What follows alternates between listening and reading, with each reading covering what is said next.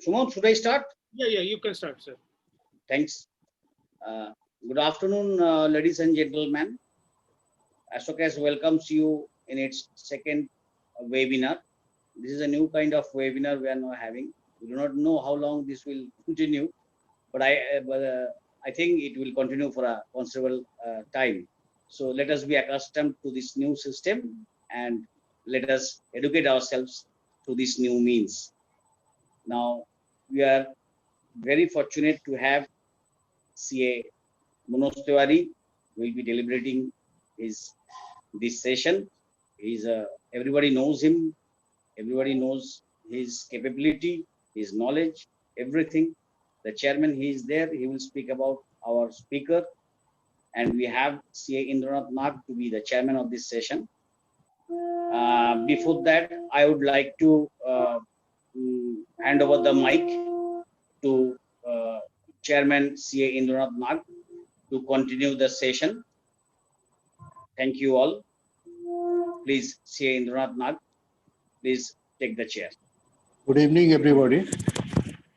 Actually, before we start, I think so that this is the time we must remember our ex-president, Mr. Pranab Kumar Mukherjee. He has passed away. That's why before we start our program, I am telling everybody to pay respect to the departed soul, and we must pay our homage to standing 1 minute for this departed soul, ex-president of India, Mr. Pranab Mukherjee.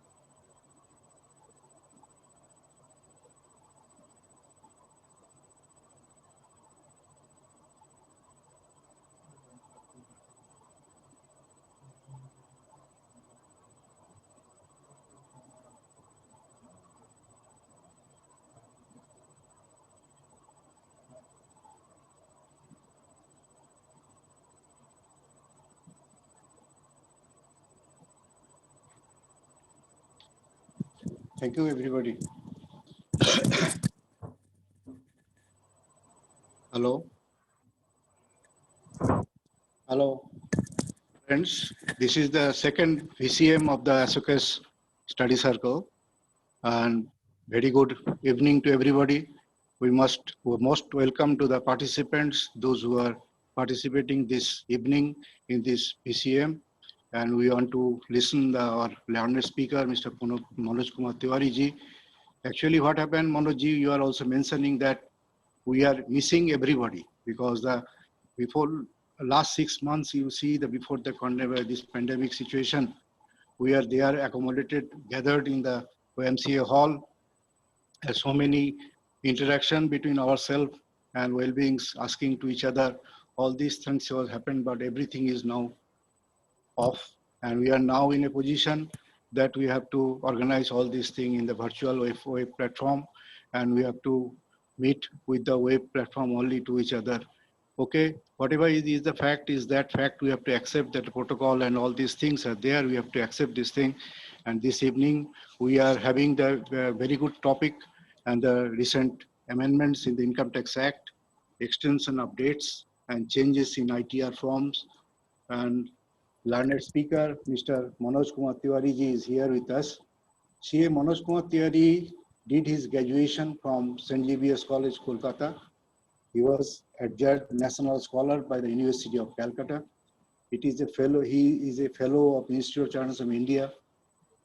He secured 10th rank on all India basis in the intermediate examination of the Institute of Journalism of India. His managing partner of Mrs. Manoj Tiwari and Associates, Chartered Accountants, deals mainly with direct taxation matters and he has interest. He has he adopted is the appellate proceedings before the Honorable Tribunal across India. Has good academic interest too. He acted as faculty for various students programs conducted by IRC of the institutes and presently acts as faculty for different management institutes. He is a regular speaker of the CPE programs organized by IRC of ICAI and various branches of IRC and CIRC and various study circles of both IRC and CIRC. Also contributes articles in various other publications. He is a mostly regular speaker in our Ashokas study circle programs and whichever was organized in the YMCA hall. And his contribution to our academic field is, we cannot, nobody can deny this thing. And we have learned many things from this person and in our professional life. Now I am requesting Mr. Before I think that we must remember this Pranab Mukherjee, that in our profession you can see that we have started our bank audit as a professional chartered accountant only for the blessings of this Pranab Mukherjee at the year 1969, when bank was nationalized by the Indira Gandhi, the then Prime Minister of India. And for that, we are also still continuing as a bank audit. I don't know how long it will be contributed because the trend of the government is now to privatize everything. I don't know whether whatever he has done, the school nationalization, bank nationalization, insurance nationalization, everything, what will be the fate of the future, I don't know. But in this evening, we must remember all these things, what he has given to us as a professional chartered accountant. We must remember him as he is the person who has given us the scope of bank audit in India. Now I am handing over my microphone to the Manoj Kumar Tiwari ji to deliberation of his speech. Thank you, Manoj ji. You please take care. Thank you, sir. Very good evening to everybody. At the outset, am I audible, Suman, to everybody? Yeah. At the outset, I'm indebted to ASOCAS Study Circle of EIRC of ICAI for giving me an opportunity for sharing my thoughts on amendments under Income Tax Act, extensions and changes in income tax return form. 3 topics are there. I won't take more than 1 hour and 15 minutes. Last part I won't do justice because, as Sudiptoda knows, income tax return, changes in income tax return itself is 3-hour topic. Changes in income tax return is a very detailed topic. But I'll I'll basically give the audience idea about what are the major changes, so that at least they are kept abreast of. So I'm starting with my deliberation, and basically question answer session will be at the last because we are not facing each other. So best will be question answer session should be taken around 7:40. So for next 80 minutes, you are hearing me, and after that, I will also hear you. Regarding the recent changes, the very first change which has come to us is under section 44AB. We all know tax audit. Friends, we know that there are 6 types of tax audit. You remember the 44AB has 5 clauses and 3 provisos. So under 5 clauses, 5 type of audit, and 3rd proviso to section 44AB. 3rd proviso to section 44AB talks about that companies or any other type of organization, any other type of assessee having its accounts audited under any other law apart from Income Tax Act So basically 6 types, 5 clauses. What are the 5 clauses? Number 1, if your turnover exceeds 1 crore and you are having business income, it is for only business income. Tax audit is only for business income. So if my turnover exceeds 1 crore, that is clause A, small a. Next, clause B, if I am having a profession and my turnover exceeds 50 lakhs. Clause small c, if I am having a transporter or 40 AB and all those assumptions, 40 AE basically, 44 AE. Fourth one, if my income is greater than, I'm a professional, I'm offering my tag income under 44 ADA, but I'm not offering 50% or more. I'm offering less than that. So in that case, if my income offered is less than 50%, then I have to get my account tax audited. So it is fourth clause. And fifth one is 44 AD subsection 4. Friends, you must be remembering 44 AD talks about 8% or more of turnover in case of trading organizations, correct? So once my turnover is, suppose my turnover is 1.8 lakh, 1.5 lakh crore, 8% of that comes to 12 lakh. So assessment year 1920, I offered in 44 AD, but this year I am not offering. I am saying my profit I will offer is 4%. So in that case, the moment I am opting out of 44 AD, for next 5 years, come what may, I have to go for maintenance of books of accounts and tax audit under section 44 AB clause E. And sixth one I say C, who is having his accounts audited under any other law, that is third proviso to 44 AB. So 6 types of tax audit. Now the limit, that was clause A, if my turnover is 1 crore, if my turnover exceeds 1 crore, now they have amended that. What is the amendment? Amendment is very simple. My turnover can if my turnover is restricted up to 5 crore, then I may not go for tax audit. Means I will go for tax audit only if my turnover exceeds 5 crore. When? If my cash component of both receipt as well as payment is restricted to 5%. Cash component of total receipt, not just turnover. Cash component of total receipt and cash component of total payment is restricted to 5%. Let's take an example to understand it in a very clear fashion. Suppose my turnover is 4 crore, right sir? Out of that, cash sale is 15 lakhs, means others are through account paycheck. Let's, for sake of simplicity, 3.85 crore through account paycheck and 15 lakhs in cash. Partner has introduced 10 lakhs in cash throughout the year. Loan is 15 lakh by NEFT. So what is my total receipt?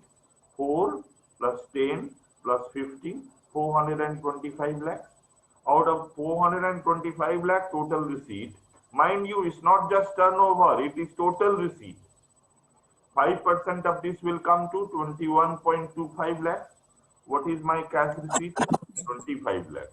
Since my cash receipt is exceeding 5% of total receipt, this 5 crore limit will not apply to. For me, limit is still 1. Manoj, unmute yourself. Manoj, unmute yourself. Sure. Since my limit, cash receipt limit is 5%, only 5%. But here my receipt is more than 5% of total receipt, because my receipt should be restricted to 21.25 lakhs, that is 5% of 425 lakhs. But my actual cash receipt is 25 lakhs. So in this case, for me, tax audit has to be audited the moment my turnover exceeds 1 crore. But assume, let's take a simple case. If my cash component in cash sale is 5 lakhs, that is out of 4 crore, 3.95 crore out of account pay check and 5 lakhs by cash. So my cash component will be 5 plus 15, 20. If my cash component is 20 out of 425, it is 20 lakhs is less than 5% of 425. In that scenario, if my payment of this is receipt side, then I have to check payment. Both has to be qualified. Both has to be fulfilled. Both conditions have to be fulfilled. If both conditions, that is 5% of cash receipt cannot exceed 5% of total receipt, cash payment cannot exceed 5% of total payment, then in that case, up to turnover of 5 crore, I may not go for tax. I hope this part is clear. If there are any problems, if there is any problem remaining in comprehension, I can be asked again after 7:40 p.m. and I'll be very clear, eager to clear doubts.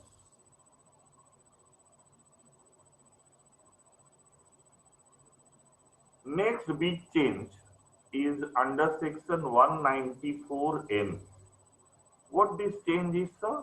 This change is with regard to cash withdrawal. Cash withdrawal. That is, this was introduced by Finance Act 2019. Finance Act number 2 of 2019 means when Narendra Modi 2.0 came into power, then this section was introduced. What this section stands for?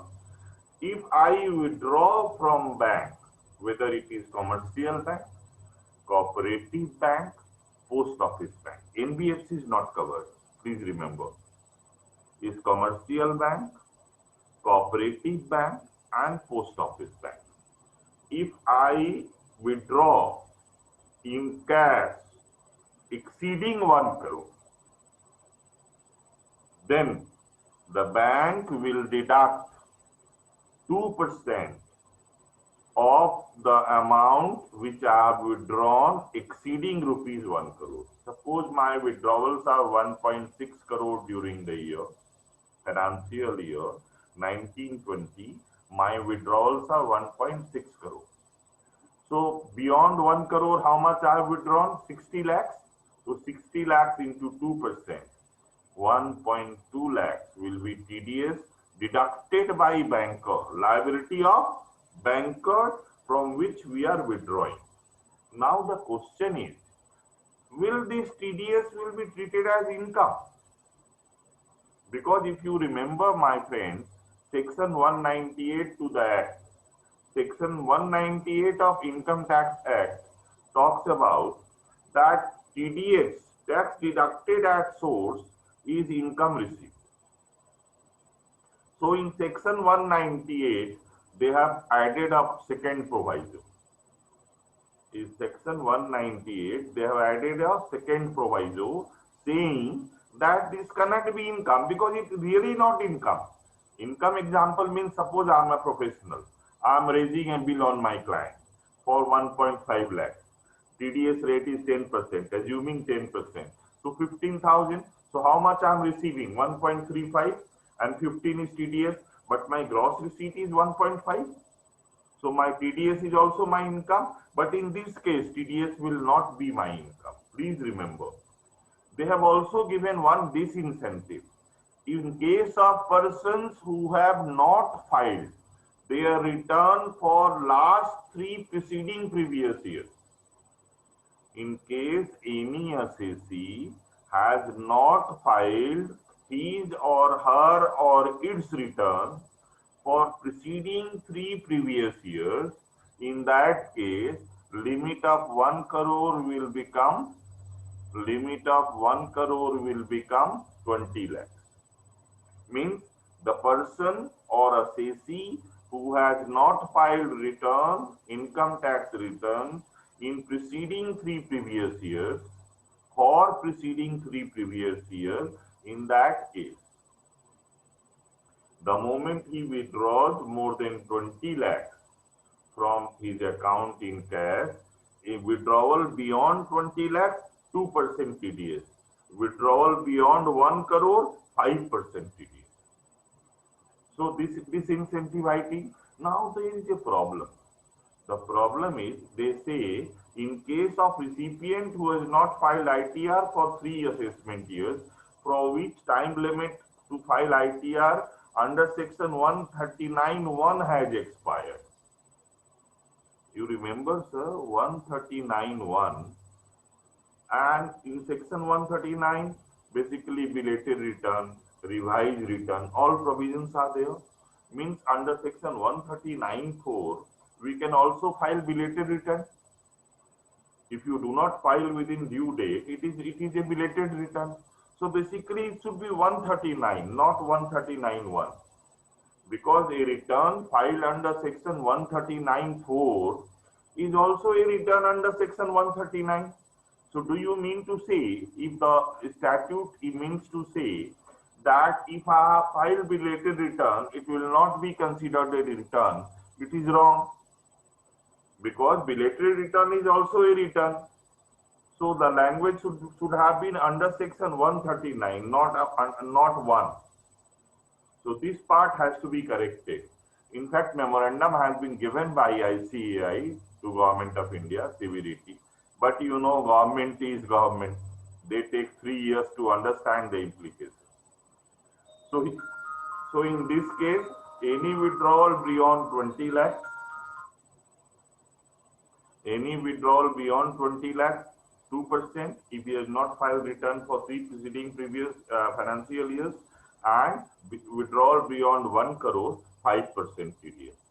Now there is a question. As we all know, we can petition CBDT for condonation of delay in filing of return of income under section 139, subsection 2, and CBDT is empowered by under the statute to grant condonation of delay. So what if a CC applies to CBDT for condonation of delay and CBDT grants condonation and he files return for all 3 years during the previous year? Or if a CC is a new CC, you have just procured a PAN card, you have started a business. I hope in the case of a new CC, 1 crore limit will apply. But in case of a CC who has filed, but I'll tell you for your information that for help of financial institutions, Income Tax Department had given a hyperlink on the portal that in case of a CC, you have to deduct TDS under section 194(n). So there they guide him that in his case, CSC has not filed his return. In his case, it will be 20 lakhs. Since he has filed his returns, in his case will be 1 crore. So that guidance is there from CBDT on the portal, IT Income Tax Business Application Portal, ITBA portal. This help is there. So basically, but as auditor, please understand, our duty is onerous. As auditor, our duty will be onerous. What you will report, sir? You have to see his last 4 years return, current year as well as last 3 years return. So you have to check his return and try to, because you are going to bank for audit, and TDS is bank liability. So in case of all assessees, bank's withdrawal you find beyond 20 lakhs or beyond 1 crore, what you will do? So this liability is really onerous. I don't think we'll be able to comply with during a statutory audit. Next section where there is a change is section 194 capital O. This is a simple change. Here they say that if e-commerce participant is who is a e-commerce participant? Any trader or any service provider. Suppose, let's take a live example. Suppose we are purchasing goods from Flip, Snapdeal or Amazon. So Amazon is e-commerce operator because it is having a digital platform, and there lot of people, lot of traders, service provider are selling their goods or selling their services. So in that case, it says that e-commerce operator will deduct 1% on value of goods or services, or somebody is providing both, then 1% of value of goods and services while paying or crediting e-commerce participants.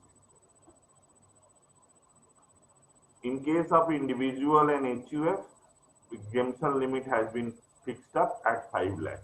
Means if e-commerce operator is paying to individual for his goods or services, in that case, up to 5 lakhs, no TDS. Beyond 5 lakh, 1% TDS. But here, there is a catch. If there is no PAN, if e-commerce participant has not furnished his PAN card, in that case, 5% TDS will be there. So 194A again, of course, they have given a leeway to individual and HUF, but again a harsh provision. These are capturing provision, reporting provision. Through this, they try to catch assessees who are not filing their return.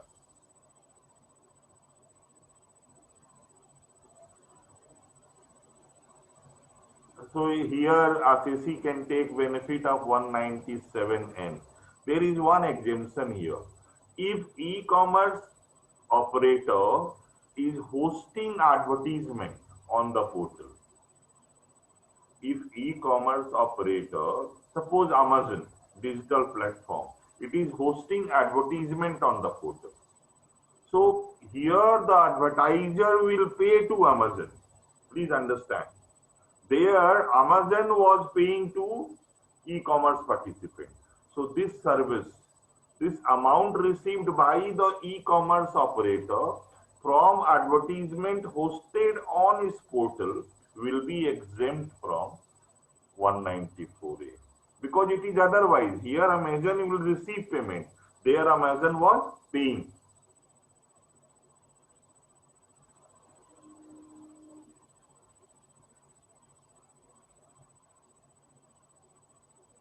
This is okay. Next change, sir.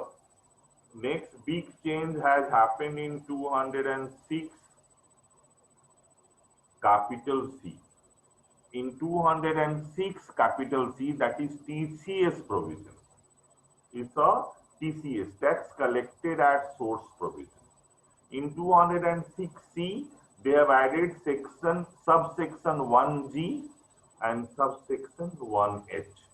Subsection 1G has two clauses, clause A and clause B, and subsection 1G is not having any clauses. It is a subsection. So there are three amendments in section 206C. First amendment, 1G has two components, small a, small b. Here it says that if I want to remit money abroad, suppose, let's take an example. Indroda wants to send one of his relatives to London for the studies. The relative has been admitted in London University. So Indroda has to pay 70 lakhs every year to London University. So how he will send? He will approach on one authorized dealer of foreign exchange, and under liberalized remittance scheme of Reserve Bank of India, he will pay to the authorized dealer 70 lakhs, and converted amount will be sent by the authorized dealer to UK. Nice, no problem. Here they say that any amount remitted beyond 7 lakhs by the buyer of foreign exchange. Who is the buyer? Indroda, because he has to remit 70 lakhs rupees to pay. He has to pay 70 lakhs to London University. So 70 minus 7, 63 lakhs into 5%. He has to pay 70 lakhs plus 3,15,000 to the authorized dealer. 70 lakhs authorized dealer will remit and 3,15,000 is TCS. Now there is a problem. The problem is, just imagine you have taken a loan from bank for amount of 70 lakhs. No bank will finance TCS. So 70 lakh loan plus TCS you have to arrange from private source amounting to 3,15,000. So how did I arrive at 3,15,000? Friends, you remember 70 minus 7, 7 is basic limit. 70 minus 7, 63 lakh into 5%. The government has changed the provision. It says the government CBDT is specified. In case finance has been taken for the loan, then TCS rate will be 0.5%, 0.5%. Instead of 5%, TCS will become 0.5%. Let's take the case of salaried employee. In case of a salaried employee, what happens, sir? Salaried employee, TDS is deducted by employer on his income. He has nothing to hide. He cannot hide because he is not a businessman or a professional. So if he is taking a loan and TCS is deducted, 0.5% TCS he has to pay, mind you. In any case, he has to pay 0.5%. So in order to claim that 0.5%, he has to file his return. Or suppose a student, he is going abroad. He has taken loan on his own. So in order to claim, because he is not having any income in India, so look at these problems. These are teething problems. The student has to file his return in India to claim TCS back. Now this is 1G clause A, clause B. If you are visiting abroad, if you are going abroad, if you are going on foreign tour, you have to purchase overseas tour package. So if you are paying any amount for overseas tour package, whether in Indian currency or otherwise, if you are paying any amount to the seller of overseas tour package, then on that seller will also collect 5% TCS. So imagine you wish to take your family to UK. There are 4 members. Package is 3.5 lakhs per member. So 14 lakhs, 3.5 into 4, 14 lakhs plus 5%. So 14 lakhs for tour and 70,000 for TCS. So your payment to the seller of overseas tour package will be 14 lakh 70,000. Why it is being done? Just so that this transaction appears in 26A. And once this transaction appears in 26A, then you have to show source of that 14 lakh. But anyway, the rate could have been lower, could have been 0.5%, 1%. This is too much. I have to arrange for my movement abroad, plus I have to arrange finance for this TCS amount also. So Diptoda, I am not taking any question from chat box right now, because there are questions coming up in chat box, but I am not taking any question right now. I will take up question once my deliberation is over. That will be better, I think.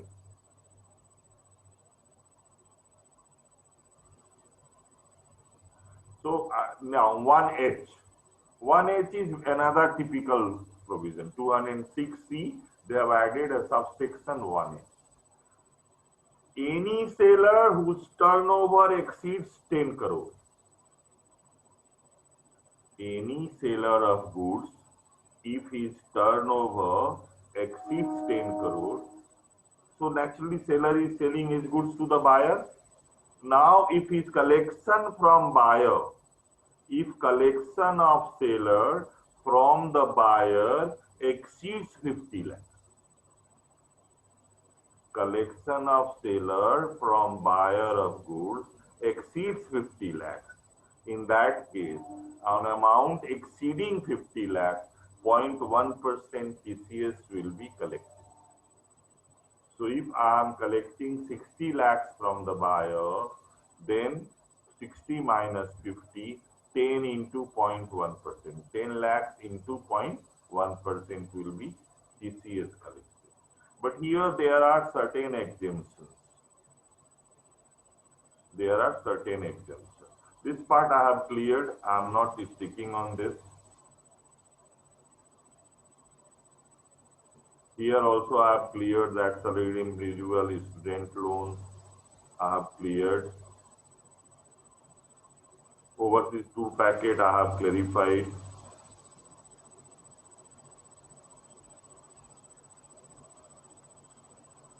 This one, seller turnover should exceed 10 crore. Exceptions are 1F car seller, 1G liberalized remittance scheme overseas, because if anywhere else TCS has been collected, naturally TCS will not again be collected. Simple transaction, na? There should be one TCS. There can't be TCS under car section also, overseas tour package also, and here also. Export is also not covered. Here export is also not covered because it's sale of goods. Sale of goods means domestic sale of goods. Please remember, it's sale of goods in India, not abroad.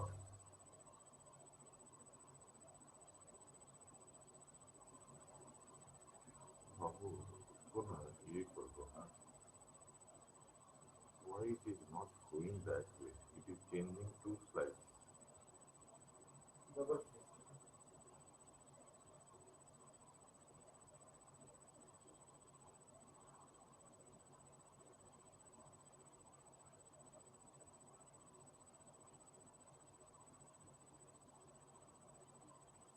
There is no need to collect TCS if buyer is liable to TCS. You can opt for lower TCS also. Now, next part, sir, is they are increasing scope of SFT, scope of statement of financial transactions. You remember when Prime Minister was on air, on Doordarshan to be very precise, on 13th August, he talked about few things. One is faceless assessment proceeding across India, pan-India from 13th August, faceless appellate proceedings from 25th September of pan-India, tax charter, and he also talked about increase in the scope of financial transactions. What is this SFT, sir? This financial transaction which we enter, which SSC entered, is normally, these are lying unreported. You remember, till now what was the limit? You remember there are 5 rules, 114, D, E, Rule 114D, Rule 114E, Rule 114G, Rule 114H. Here, reporting entity. Who is reporting entity? Suppose you are registering one property for 50 lakh rupees. Here, reporting entity will be registrar of property or assistant registrar of property. Suppose you are depositing money in a bank. In your savings account, you are depositing more than 10 lakh rupees. Your reporting entity will be your bank. Suppose you are subscribing to shares of a company and amount is more than 10 lakh. In this case, reporting entity will be company. So reporting entity will report the transactions which were entered into by assessor on income tax portal. They wish to expand the scope of the transaction. How they wish to? Just look at this. Payment to hotels, hotels above 20,000. Just imagine.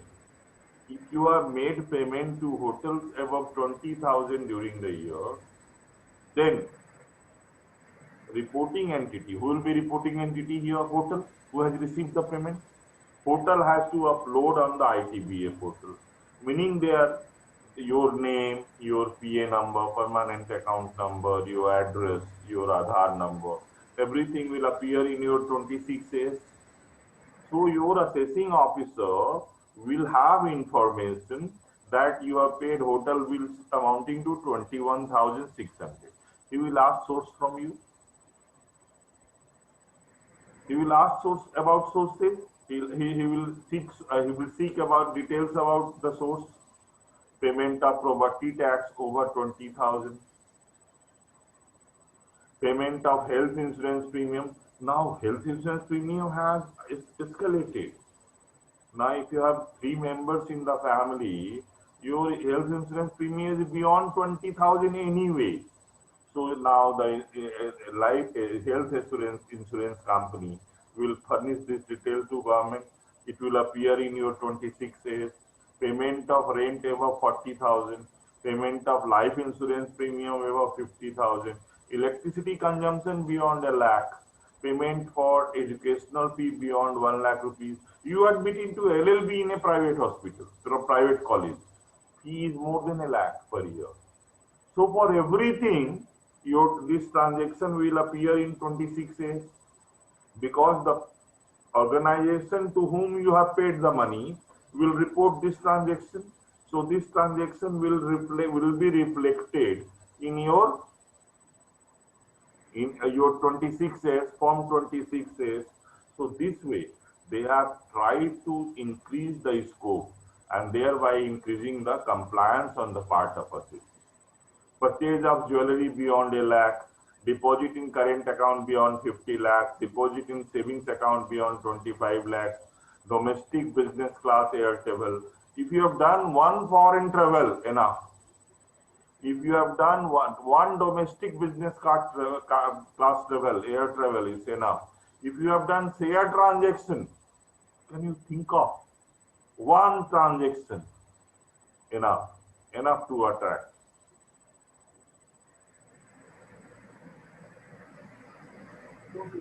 But mind you, whatever I talked about the scope of financial transaction, only press release was there.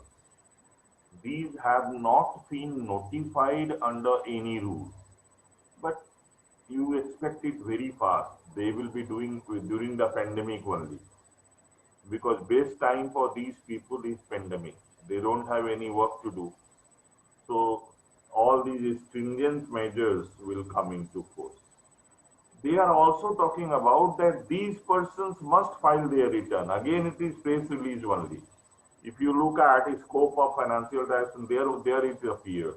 Any person having banking transaction over 30 lakhs must file return. But again, press release, not notified. All professional businesses having turnover beyond 50 lakhs. Sir, my turnover is 50 lakhs, agreed. Suppose I am in a business. My turnover is 50 lakhs. 8% means 4 lakhs. So anyway, I have to file my return. This is ridiculous provision. Although I'm not supposed to pay any tax, but my basic exemption limit is 2.5 lakhs.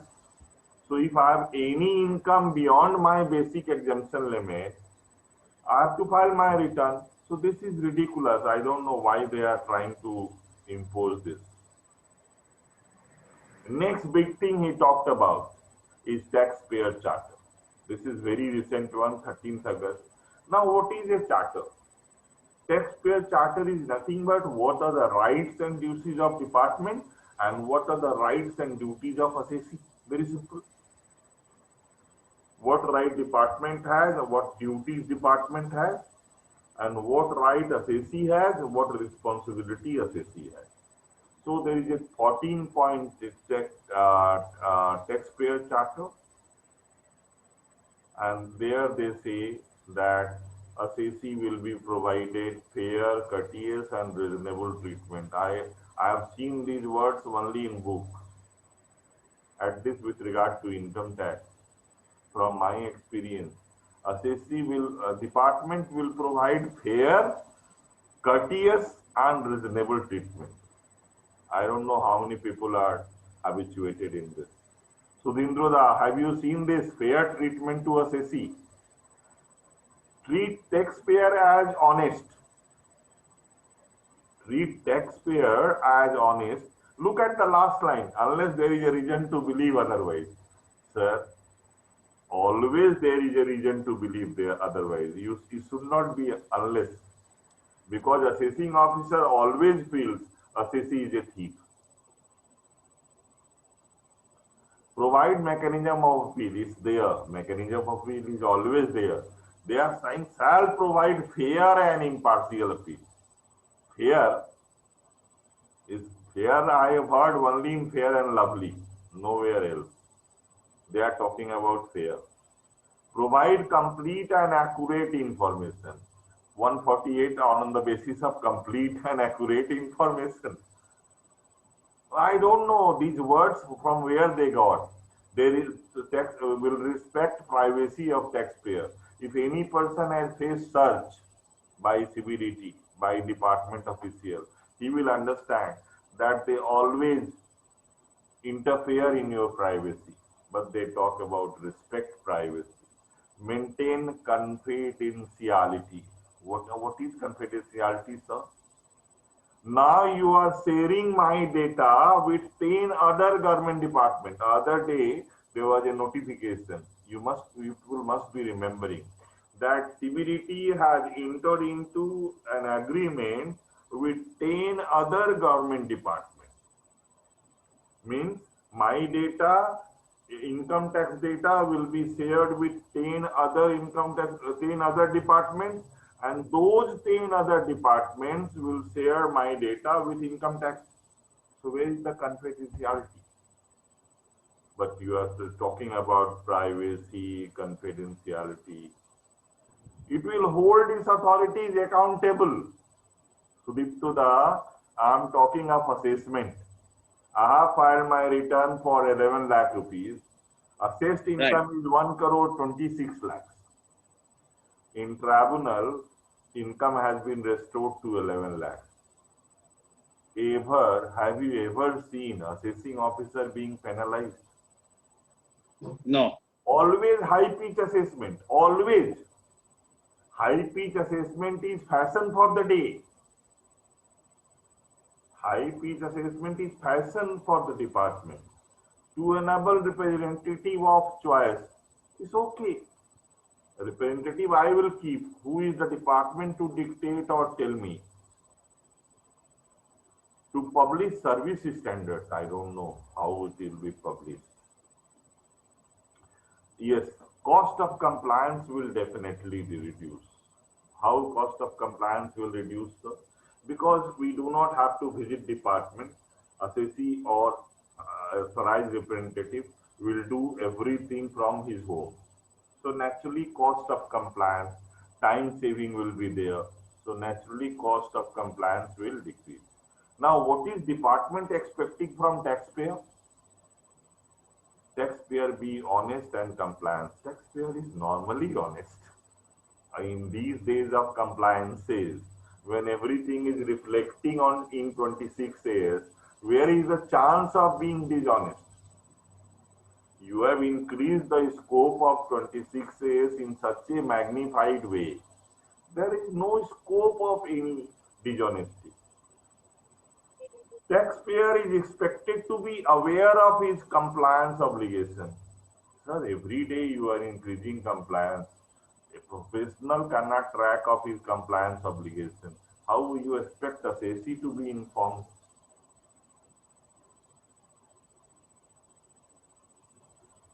Keep accurate records. Sir, this accurate word is French to me. At least in accounting terms, accurate records means nothing. Know what representative does on his behalf. Normally, sir, there may be dark horses, but normally all authorized representatives really inform their assessee. There may be one or two dark horses who may not be informing. Respond in time. If I do not file my appeal in time, I'll be loser. So I have to respond in time. And taxpayer is expected to pay amount due as per law. Is there any scope of not paying? If I suppose I am filing my return and I do not pay the taxes, under section 221, you will impose 100% penalty on me for the tax amount due. So where is the scope of not paying? Laws are so rigorous. Where is the scope for me that I may not pay in time? I must pay in time. The next thing I'll be talking is ordinance. First part of my deliberation is over. I took around 35 minutes. This one I'll complete in 10 minutes, no issue.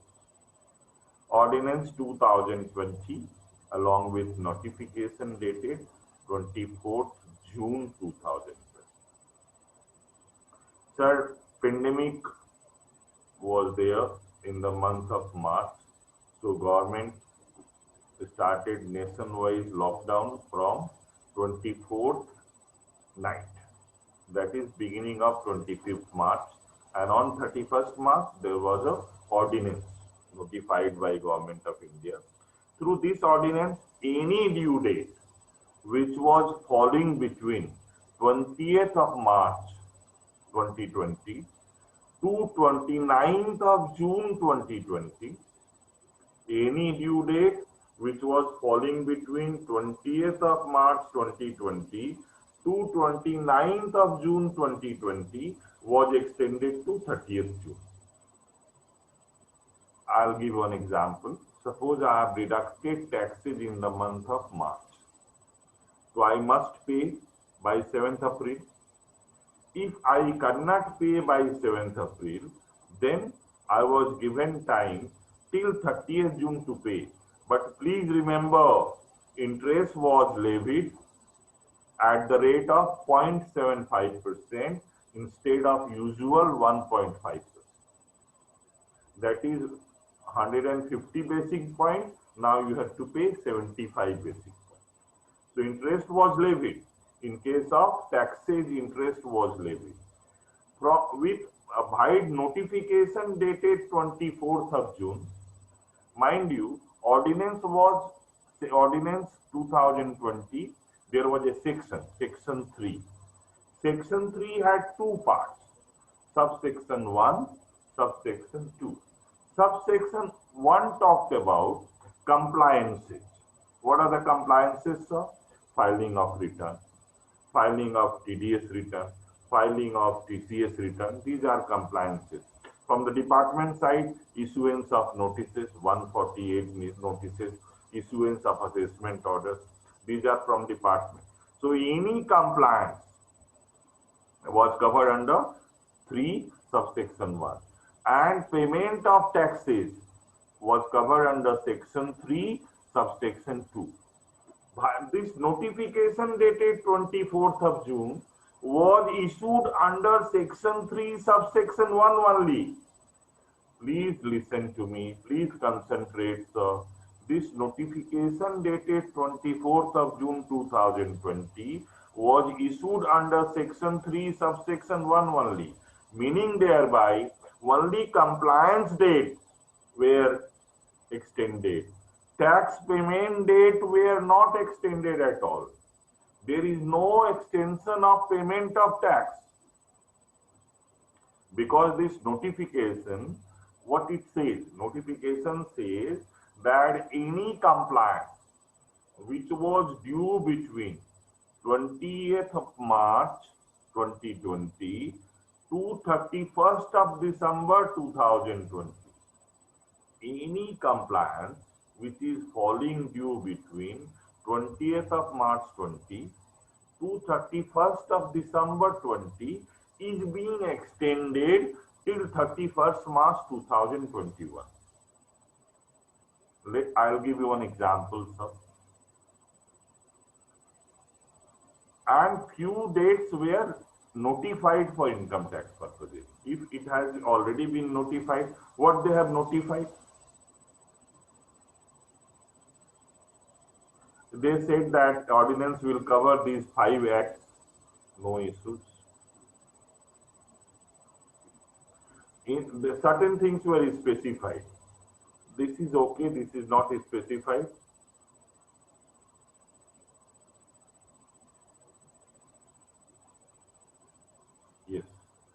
is okay. Compliance. This is regarding compliance. They specified that income tax return for assessment year 1920. Assessment year 1920, which was supposed to be filed by 31st March, now can be filed till 30th September. Assessment year 1920. Due date of all income tax returns for 2021 extended to 30th November, and naturally due date of tax audit is 31st October. Because what tax audit 44AB proviso says? It says that it will be filed 1 month prior to due date of filing of return of income. So since due date of filing return is 30th November, due date for tax audit is 31st October. No issue. TDS, TCS for March. TDS, TCS return for March 20 by government must be filed by 15th July. TCS, TDS for March 20 by other than government must be filed by 31st July. This was specified. And of course, TDS certificate for salaried employee by 15th August. Other dates were not specified. If not specified, what it means, I am going to tell you. Any due date falling between 20th March to 31st December 20 has been extended to 31st March 21. Let's give an example. June 1, first quarter TDS return. What is the due date? First quarter TDS return means April to June quarter, June ending 30th June 2020. This quarter 1 TDS return due date is 31st July. This has been extended to 31st March. Second quarter, July to September, September ending 30th September 2020. So quarter 2 TDS return, what is the due date? 31st October. Now it is falling between December, so the due date is now 31st March. But let's understand, quarter 3 TDS or TCS return. Quarter 3 TDS or TCS return. What is the due date? Due date is 31st of January. Quarter 3 will end on 31st December. Due date is 31st Jan. This is not extended. Because what was the language? Any due date falling between 20th March and 31st December. So since due date is falling beyond 31st December, that has not been extended. So please remember, TDS return, TCS return, Form 61, Form 61A, Form 61B, all can be filed till 31st of March 2020. But tax payment, please remember, tax payment. Suppose you have deducted TDS for July. What is the due date? 7th August. If you do not pay 1.5% interest per month or part of a month. No extension in tax dues, tax levies, no extension at all. Because this notification has been issued under Section 3, subsection 1, that is only compliance. Tax levies part, no extension. So I hope it is clear.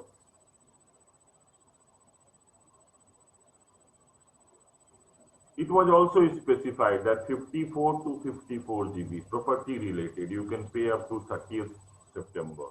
80C to 80 GGC, you could have paid only up to 31st July. 31st. But mind you, is it mandatory? Is it mandatory? No, sir, it is not mandatory. You can always claim in assessment year 21-22. It's not mandatory that suppose life insurance premium I paid in June. So it's not mandatory that I have to claim in 2021. I can always claim it in 21-22. I have an option. But if I wish to claim in 2021, I can claim.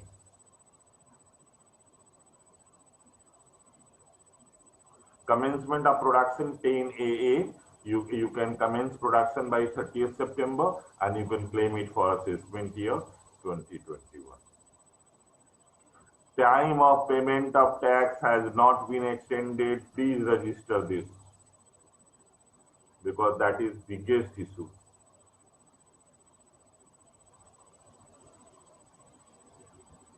Advanced tax, no extension.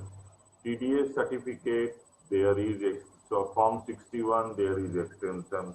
61A, there. What is Form 61, sir? Form 61 is your PAN if you have received from a CC. Bank. People open bank account without PAN. So the person who opens bank account without PAN has to furnish his detail in Form 60. Now the banker, for every half year, that is half year ending 30th September, banker has to submit Form 61 by 31st October in ITBA portal. Banker is the reporting entity.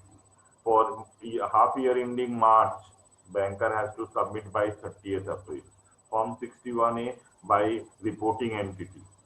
114E, share purchase, savings bank transaction, property purchase. In case of 61A, that is rule 114E, for the year ending 31st March, due date of filing is 31st of May.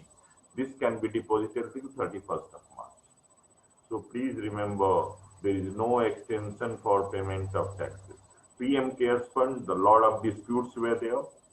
Let there be disputes, because in democracy, through dispute only we can clear our doubts.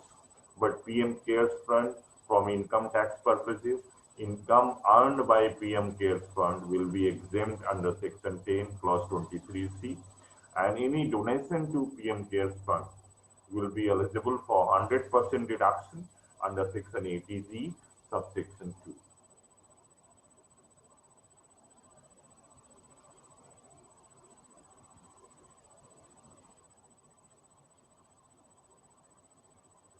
Date for making payment under BVC, Vivad Se Vishwas Tak, extended till 31st of December.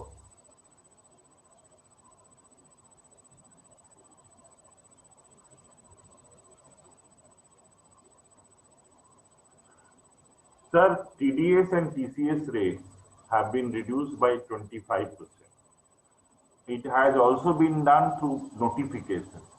Sorry, press release. No notification has come till date. But these dates have not changed. What are the rates? Lottery, horse races not changed. Salaried employee, there is no change in tax rate. Please remember. For salaried employee, there is no change in tax rate, because salaried employee, our tax is deducted at average rate of tax. For salaried employee, tax rate is not specified. It is as per chart, as per the table. So for them, there is no exemption, because it said for non-salaried employee. If you look at press release, it was for non-salaried resident affairs.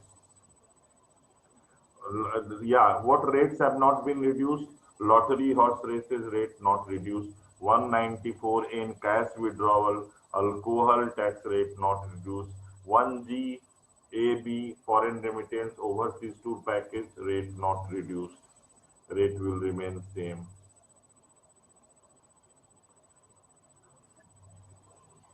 There is one more change. If you remember Section 269 SU, do I need to remind you? Sir, you remember Section 269 SU is one introduced last year by Finance Act number 2 of 2019. There they say that any business must have digital mode of receipt, must maintain BHIM, app-based payment mode, app-based receipt mode, because if any buyer comes and says that I'll pay you through BHIM, so he has to have that barcode and all facilities. But there were assessees, mind you, there were assessees who did not do retail trading. Suppose my assessee is there who does NHAI work. His turnover is 600 crores. An entire amount is credited by NHAI has been credited by only 3 RTGS transactions. So why he will keep BHIM app mode of receipt? No. So they have said that if 95% of aggregate receipts are received through otherwise cash, through mode, any mode otherwise cash, other than cash, then you do not have to maintain this 269 SU will not apply to you. Now, sir, yeah, GAR provisions have been deferred till 31st March. It will not apply. Remember, 3CD GAR provisions were there and GST clause 44 was there. In 3CD, if you remember, GAR provision was there, the general anti-avoidance rules, and GST clause 44 was there. These provisions have been deferred till 31st March. Now, so I have completed it in 15 minutes. So I have around 23 minutes for key changes in income tax return. My two topics are over, Sudiptuda. This is my third topic. I'm moving with, I do not have much space. Sudiptuda will agree that I do not have much space. I'm trying to make up. I'm trying to make up, sir. Right, sir, right. So let me try my level best for next 23 minutes. I hope some portion of your doubts will be cleared. Others may remain because some doubts are required for productivity purposes. For productivity of brain, some doubts are required for me also. So key changes in ITR forms, friends, for assessment year 2021.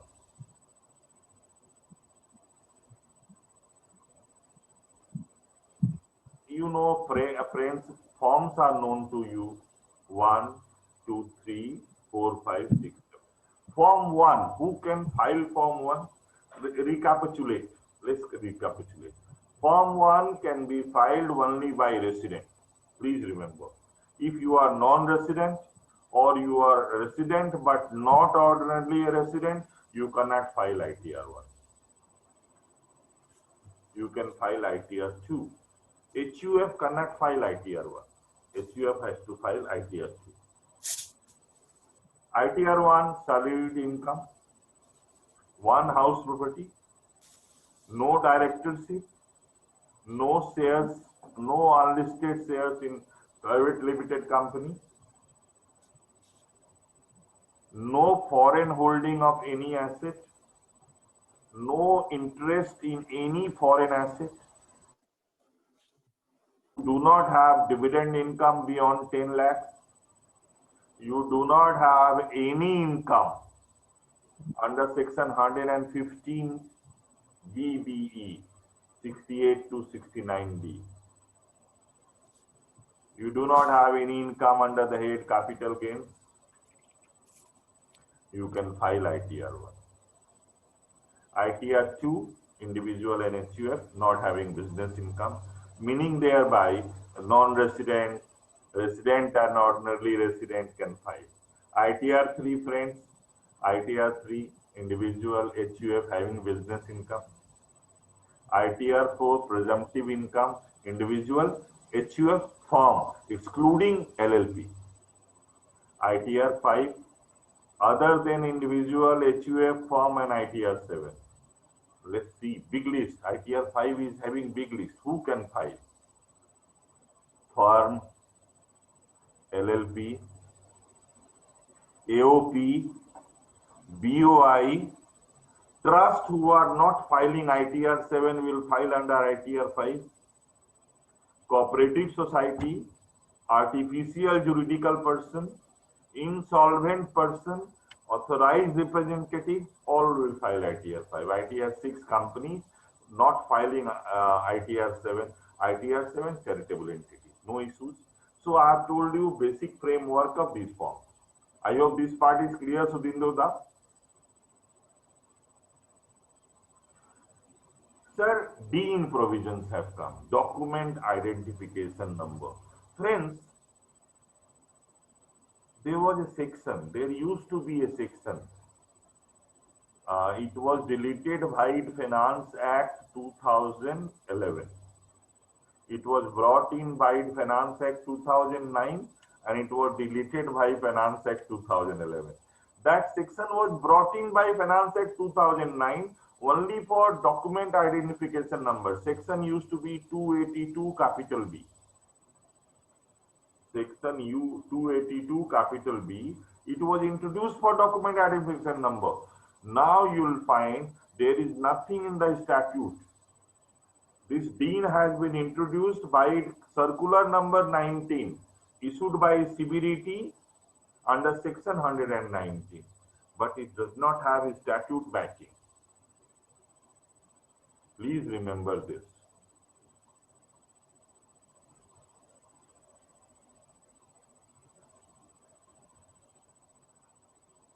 This is, I think, very smooth one. I talked about 5 crore. This 5 crore is discussed over here. So this part I have taken care of, sir, during my discussion with you. Now they say interchangeability of PAN with Aadhaar. Suppose you have no PAN, but you have Aadhaar. Aadhaar can be quoted. Because in section 139A, they added a subsection 5E, Bhide Finance Act 2019. There it has been, they have specified that if a person has no PAN, he can quote his Aadhaar. This is the list where an assessee can quote his Aadhaar if he is not having PAN.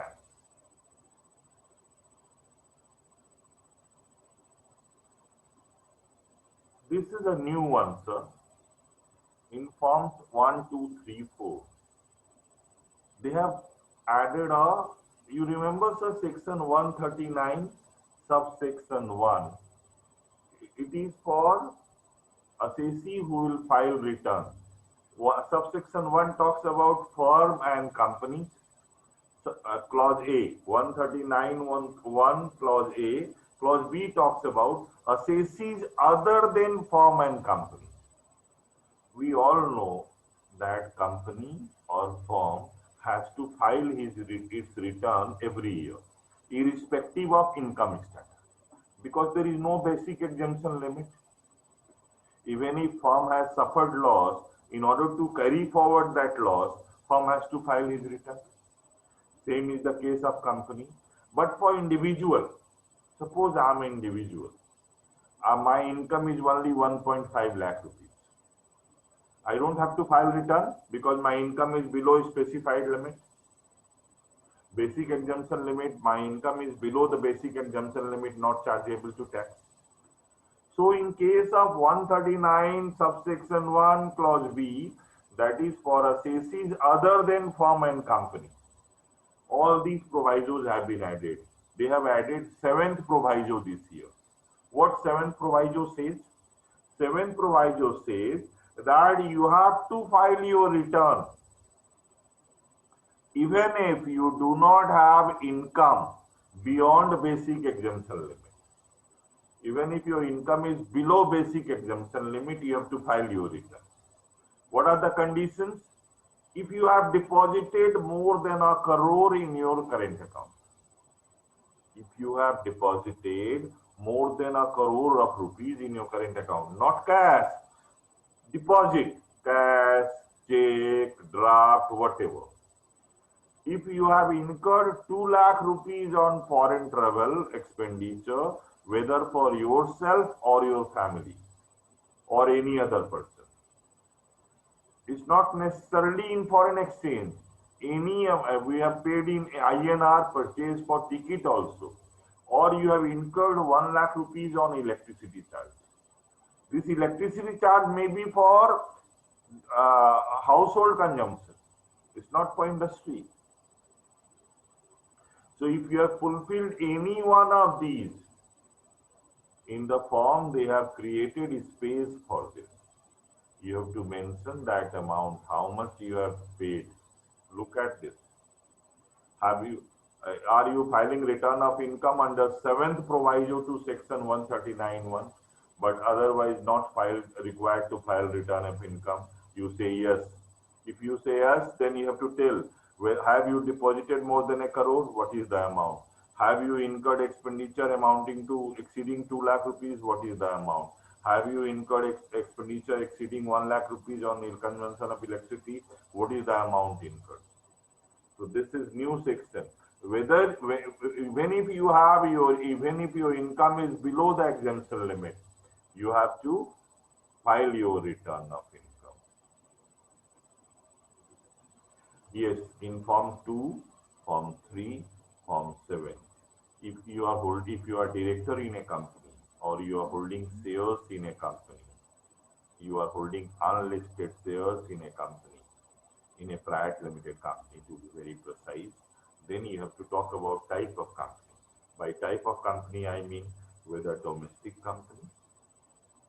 By type of company, I mean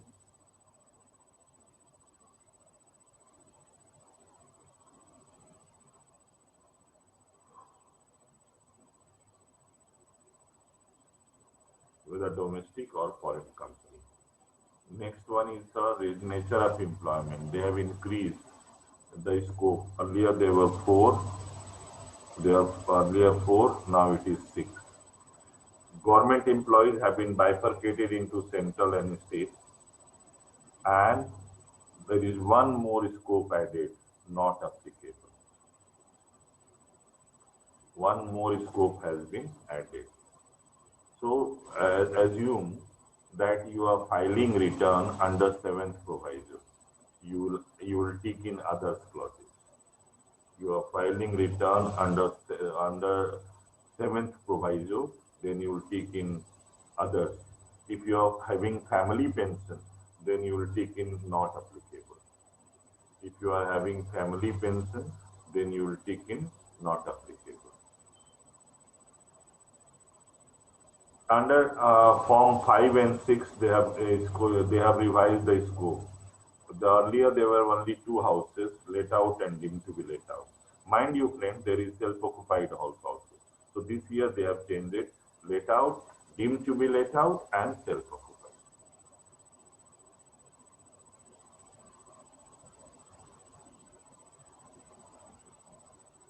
They have also added Schedule 112A.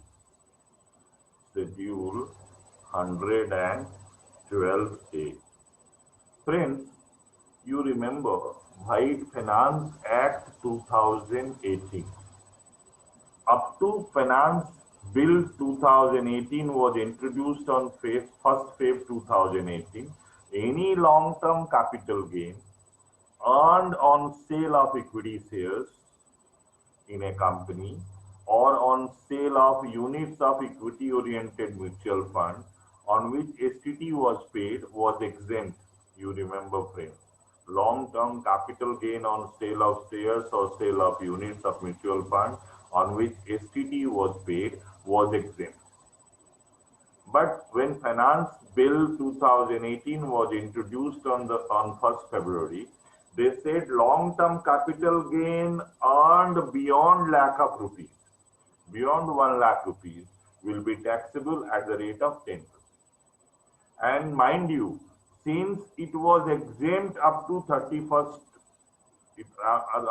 before the introduction of Finance Bill, there was a grandfathering clause. What is grandfathering clause? Any long-term capital gain earned up to 31st of Jan will be exempt from that. Right, sir? Because by introducing a new bill, you cannot make it taxable. So this table has come into being. And mind you, please remember, you have to furnish this table ISIN code wise. Each company has been allotted one code. It is international, sir. It is international code. So now any long-term capital gain, you have to go company-wise. But please remember, if you have purchased shares after 31st of Jan 2018, then this market value as on 2018 will not be required for you. If you have purchased shares in February 2018, then naturally you cannot be exempted anything because you have purchased after 31st of Jan 2018. Because normally people have confusion. What will happen if I have purchased after 31st of Jan 2018? So naturally grandfathering will not apply to you. Grandfathering will not apply to you because grandfathering will apply only when you have purchased shares before, on or before 31st of Jan 2018, or rather before 31st of Jan 2018, because any income, any long-term capital gain earned up to 31st Jan 2018 will only be exempt from tax. So this is one, and similar changes have been made for non-residents. Similar changes have been made for non-residents under 115 AD. Similar schedule has also been made for them. So no issues. You remember, friends, that White Finance Bill 2018, that is Finance Act 2018, 19, sorry. Surcharge rates applicable for individual, HUF, AOP, BOI were enhanced. Now we have 4 surcharges, 10%, 15%, 25% and 37%. Earlier there were only 2 SAPs, 10 and 15%. For income between beyond 50 lakhs up to 2 crores, up to 1 crore, 10%, beyond 1 crore up to 2 crore, 15%. Now they have increased the slab. Beyond 2 crore up to 5 crore, 25%, beyond 5 crore, 37%. But you must be knowing, my friend, that all those FIIs, these international financial investors, they also operate in the garb of AOP or BOI. So any long-term capital gain or short-term capital gain earned by them would have been subjected to surcharge of 37% also, 35% also. So CBDT has clarified that surcharge will not apply beyond 15%. Surcharge will not apply beyond 15%.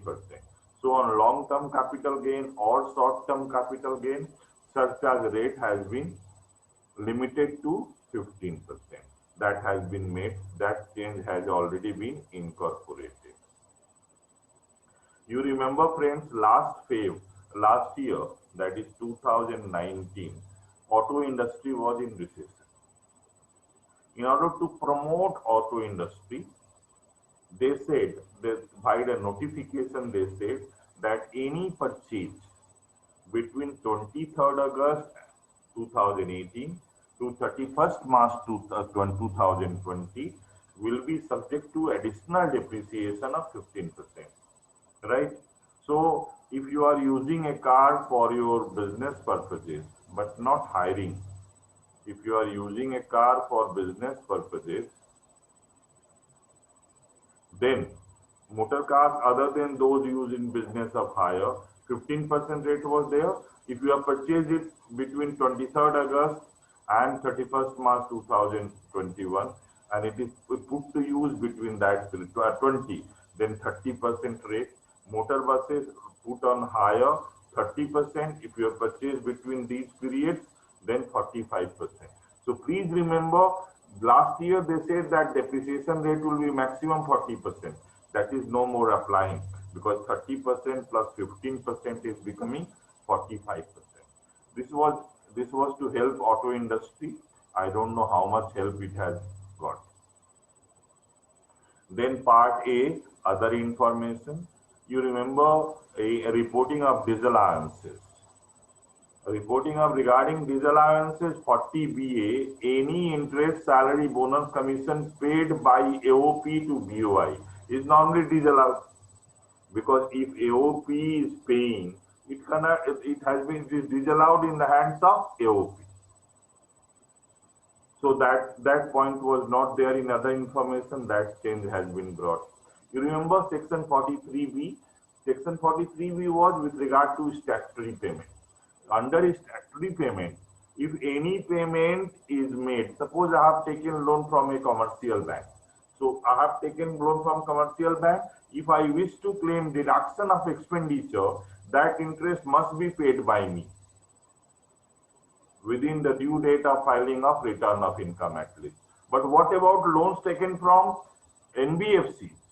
whether it is deposit taking NBFC, whether I have taken loan from deposit taking NBFC or systematically important NBFC. If I have taken loan from these two categories of NBFC, then also if I wish to claim interest deduction, I must pay the interest to claim the deduction. This has been the change.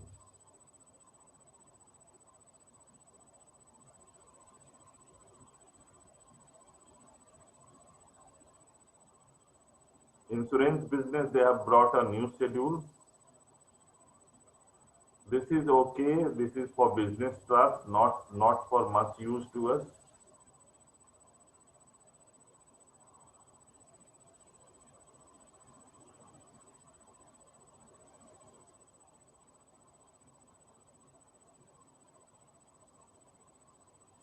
Five, 7, 6, 7. Yes, a new schedule has been brought in. New schedule DI, details of investment for tax savings. I was telling you now that you may deposit your life insurance premium by 31st of July. You may purchase a house property by 30th September. You may start your new unit, production of new unit to claim deduction under section 10AA by 30th September.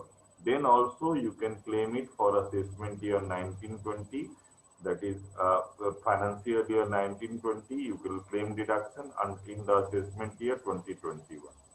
So they have added a new schedule DI. They have added a new schedule DI. This is the schedule. How much is the amount which has been paid between 1st April to 31st July? What amount has been paid?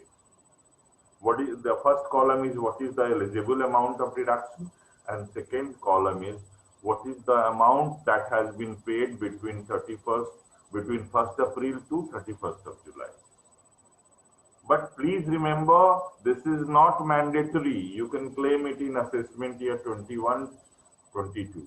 You may not claim this year. It's not mandatory for you. Similarly, for 10AA, I told you, if you are contributing, depositing, if you are remember capital gains account scheme with the State Bank of India. If you are deposited money between 1st April to 30th September, you can claim. You have purchased a house, you have paid to promoter between these periods, you can claim deduction. So this DI schedule has come. This is okay, normal. ATD, Mediclaim, everybody knows. I'm not going to talk about it. ATEEA, EEB, interest on housing loan and interest on loan taken for electric vehicles. ATPA, deduction for a producer company. This new clause has come. You remember last year, White Finance Act 2019 and through Ordinance 2019, they introduced two new rates for companies. Any company incorporated on or after 1st October 2019, and if it was a manufacturing company, any company introduced on or after 1st October 2019, it was supposed to pay tax at 15% plus 10% surcharge plus 4% cess. And other companies 22%. With the earlier rate of 30%, 25% is 22%. But that was supposed to claim a filling of forms. The moment you like 115 BAB, you have to fill up form 10 ID before filing of return of income. This PPT will be mailed to you, no issues. Dear participants, this PPT will be mailed to you. I'll transfer this PPT to organizers and they will mail it to you. You may not have to keep note of. Why you will waste your time?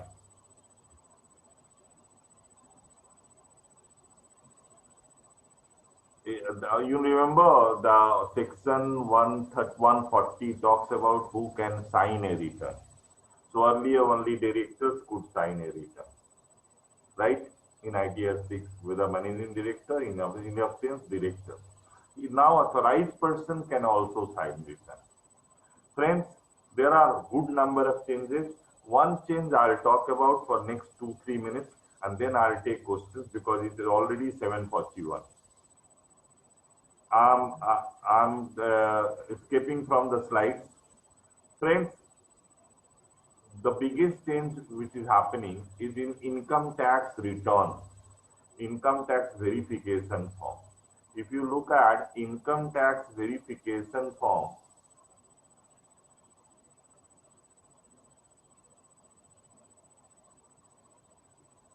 yes, look at this. This is your new income tax return verification form. If you have not verified it, if you have not verified, what is verification means, sir?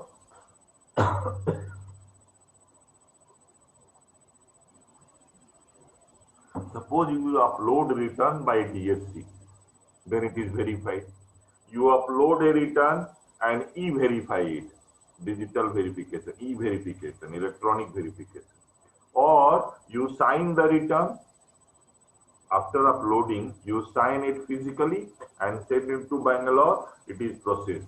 You remember, unless you sign a return, it is not furnished. How do you furnish a statement without signing it?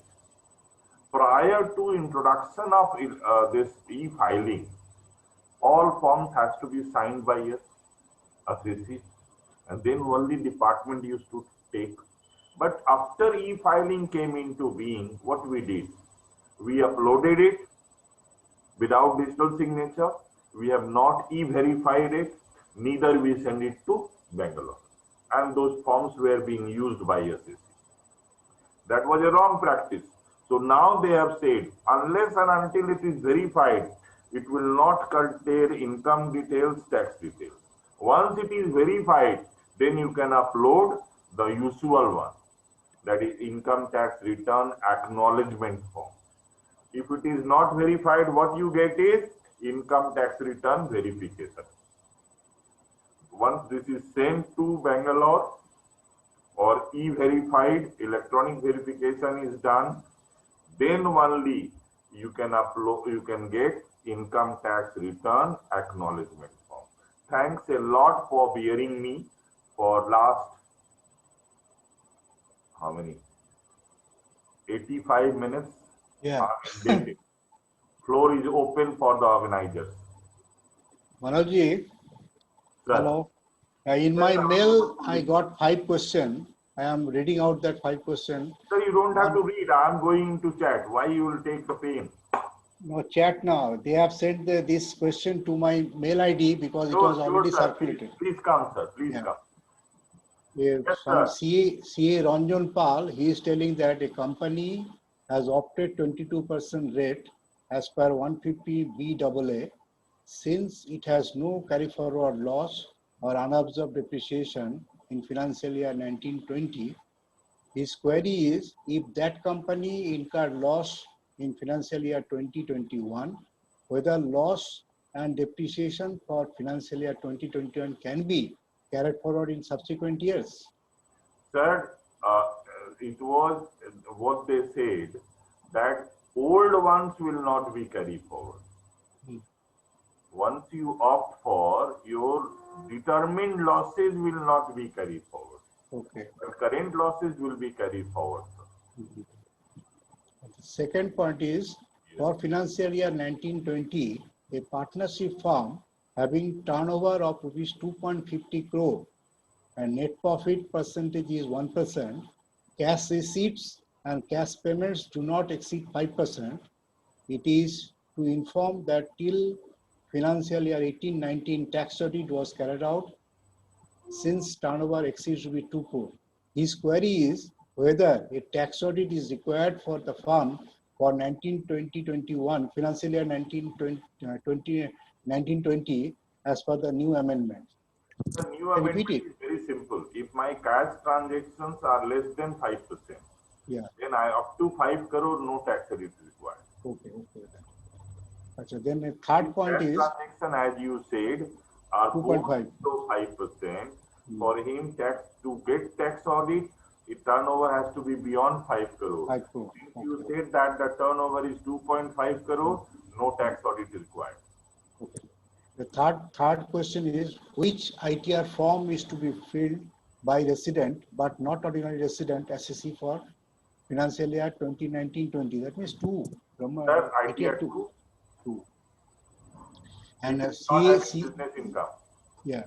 Yes, CA Bital Kumar Sarkar, he is telling that a person who is a partner or in a CA firm wish to avail benefit of 44 ADA for professional income and others separately offer separately his interest income in the same return.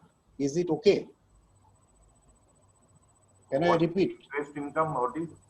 A person who is a partner in a CA firm Yes, wish to avail benefit of 44 ADA yes, for yes. professional income and Yes. others separately his interest income in the same Yes, sir, return. yes, sir. This So, is valid, sir. We okay. can always have interest income, no issues. And the second last point is, as per section 54F, is there any provision that a landlord who has received flat from a developer as consideration for giving his land for development can avoid paying capital gain tax if he declares that the flat will be used by him for his own residence? Shall I repeat? No, I have got the question. I have understood. Basically, sir, this flat is in lieu of land. Yes, yes. So basically, there are two transactions. He is getting a flat in lieu of land. So whether there is any capital gain on that, that has to be seen first. Mm. Am I clear, Sudhindra Yeah, sir? yeah, because the land, whatever he is transferring to the developer, when he is getting back In in the lieu of form of a that, he is flat, getting flat. So that first, means the this capital gains to be capital gain calculated. has to be seen. Yeah, yeah. These are these 5 questions I got in my mail. Now So you I'm can going carry to forward your check chat box. Yes, I'm going to chat box. Let me see how many questions are there. Nikhilesh, Nikhilendu, Vikas Das.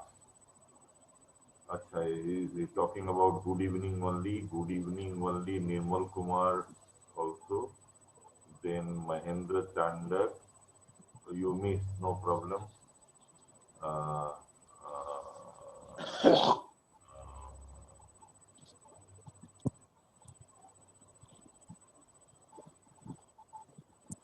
Abhijit Kumar Sen. I'm an assessee under Income Tax Act. My daughter is in Germany for the purpose of MS study. I have to remit 10 lakhs for 2 years.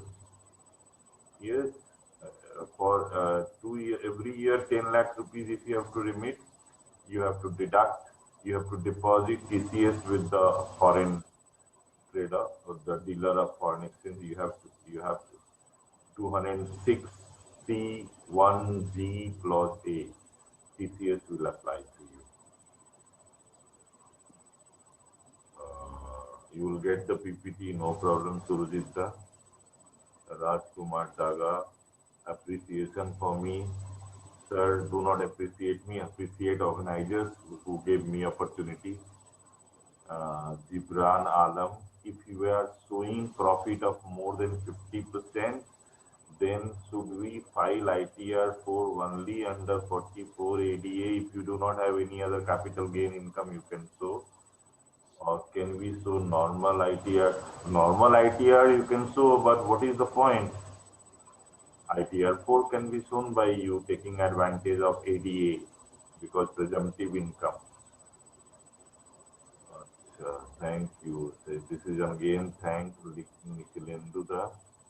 This is again thank Nirmal Kumar Kedia.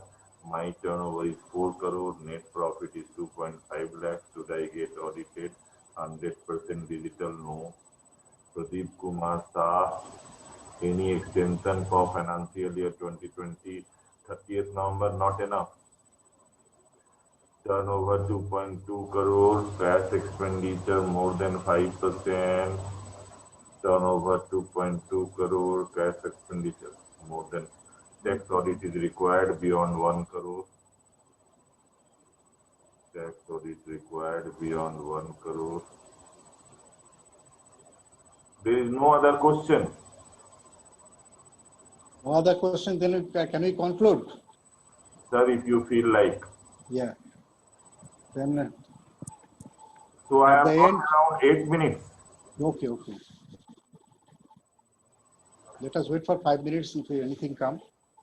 Okay. They have changed Form 26As in a big way. So, we have time, so let's discuss something. Why waste our time? All eminent members are sitting. Let's not waste their time. So 26As, there is a big change. What is the change, sir? The change is, you look at it. First, details about assessee widened. Mobile number of assessee will appear. Email address of assessee will appear. So mobile and email. Now they have also changed. Look at 7 categories of informations will appear in 26A. What has happened? They have added a rule 114I. By introduction of rule 114I, here sub-rule 2 has been added. Sub-rule 2, they say that the form will be changed every 3 months. Means, suppose they are getting information from July, August, September. So after they get this information will be processed, and this information will be uploaded in 26As, meaning thereby it will be dynamic 26As now. It is no more a static 26As. It will become a dynamic 26As. One more thing, look at item number 7.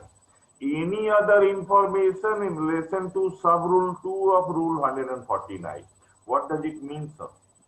Suppose a suit has been filed against you, a case has been filed against you in Benami Property Act, or case has been filed against you in GST Act, or a case has been filed against you under Foreign Black Money Act, or case has been filed against you under any law in foreign country, and that foreign country has given the information.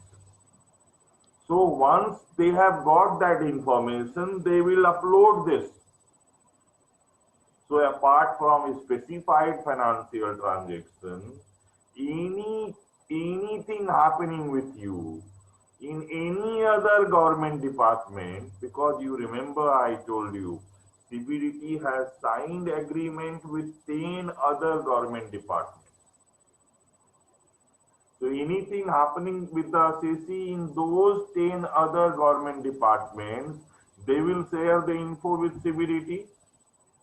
CBDT will pass on the information to Director General Systems, and Director General Systems will upload that in 26As. So you are bound by 26As. So basically we are moving to a compliant status. We chartered accountant will be responsible for compliances. Will no more be chartered accountant, will become accountant. So this big change is there in 26A. Really big change. Additional information. You just see this change has happened, and it's a really big change. Apart from this, any refund claim, earlier what used to happen, sir? You used to give one account number, right? We used to give one account number for one bank account number for refund.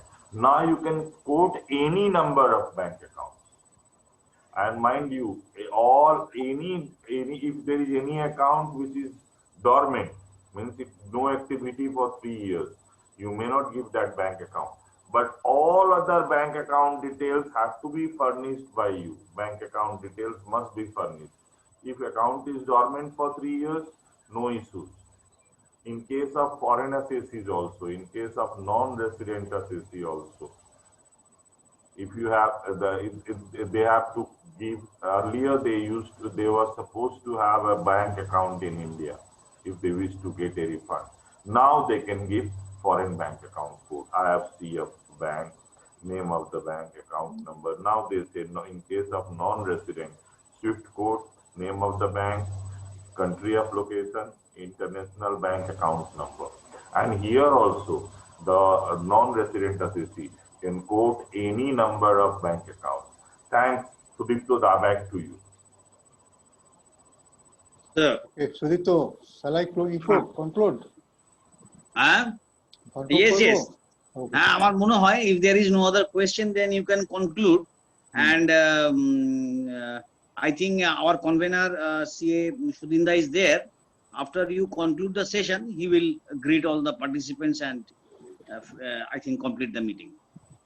Okay, we are thankful to the speaker, Mr. Manoj Kumar Tiwari, regarding he has nicely discussed about the tax audit provision under 44AB, 194N, 194O, and 206C, and about the statement of financial transaction and the year appearance, all this information in the 26AS, and other income tax department expectation from the taxpayers also he has discussed. He has also discussed nicely about the ordinance 2020 along with the notification dated 24th of June 2020. He has also discussed about the compliances date, whatever falling for this pandemic situation from 28th of March 2020 to 31st December 2020. It has been extended by 31st March 2021, but the payment due date has not been extended, and that is carrying that if anything delay is there, interest to be paid. He has also nicely discussed about the section 54 to 54 JB and 80C to 80C, whatever time has been given up to 31st of July 2020. He has also discussed about the PM CARES fund and the TDS, TCS rates and the 269 SU and key changes in the ITR forms regarding 1, 2, 2, 3, 4, 5, 6, and 7. He has also discussed about the document identification number and a new checkpoint, whatever is inserted in the new ITR form regarding in the ITR 1, 2, 3, and 4 regarding the 7 proviso deposited 1 crore and above in the current bank account and incurred rupees 2 lakhs on foreign travel and incurring electricity bill of rupees 1 lakh and above, and what is to be disclosed in the new proviso in the aspect 2 and the schedule 112A and the DI new schedule 1/4/2020 to 31st July not mandatory, and schedule section 115BA, section 115BAA, and section 115BAB. Nice for deliberation, sir, and you have valued the lecture on this part, and we have also learned many things from you, and thankful for to provide us this time for the Ashoka Study Circle on this topic. Thank you, sir. Now, Sudipto. Sudipto, please speak. Sudinda, please speak. I think. Sudinda, unmute yourself. Sudinda, unmute করে নিন. Sudinda, unmute করুন. Sudinda, Left hand side unmute কর. তুমি control করে দাও. Suman, you unmute him. করা যাবে না, আমার তরফ থেকে মিউট করতে পারি, আনমিউট করতে পারবো না. Okay. So ইন্দ্রদা আপনি কন্ট্রোল করে দাও. আপনি কনক্লুড করে দিন. আমি করে দেব? হ্যাঁ করে দিন. Then thank you for all the participants, those who are joined in this Ashoka's VCM second lecture meeting, and thanks to all. We shall another thing I want to convey to the organizer that you see the Ashokas is always running with the all old peoples also, those professional chartered accountants, very old aged peoples.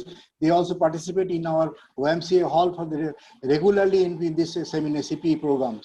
And my request to the organizer that you please keep contact with those chartered accountant fraternity, those who are not very comfortable in this smartphone and all this Google Meet and Google Duo and this Zoom.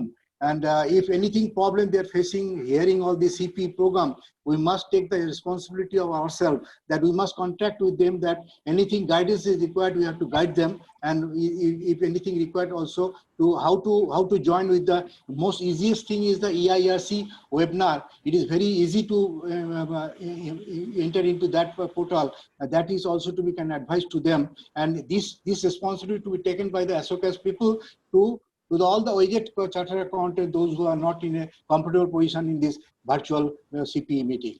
Okay, sir.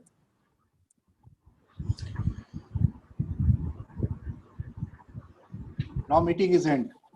Thank you, Chairman. Thank you, Speaker. Thank you. Sultan, may I end the program? Yeah. Sure. Thank you, sir. Thank you, everybody. Good night. Thank you, Convener, sir. Good night. Thank you, Manoj sir. Thank you. Good night, sir.